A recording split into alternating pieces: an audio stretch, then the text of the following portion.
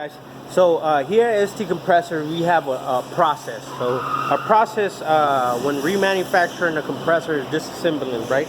So that's the first part. Each compressor must be completely disassembled to the bare core, and then the electrical motor is removed at this section for inspection. In the case where there is a damage or the motor is damaged, sent to electrical service line, which is in another department on that side of the building. You can't see because of our compressors being our compressors, right? But it's on the other side of the building. So piston and connection rods are thoroughly checked for damage and questionable qualities, and those that do not meet original manufacturing inspection are discarded. And you can see those here. This is just junk, right?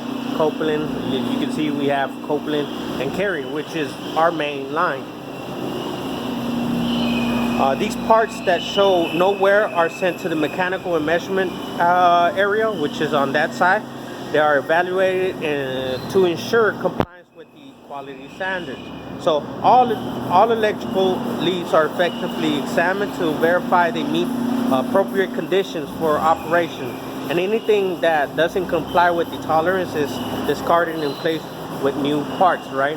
So this is the place where it decides, our mechanic, which usually is on this side, make sure that the parts are not reused, so they're put on this side, right? So the first step is actually the core cleaner. You see how they remove the motor, right?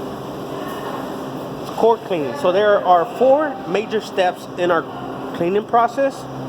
First step would be our rotary furnace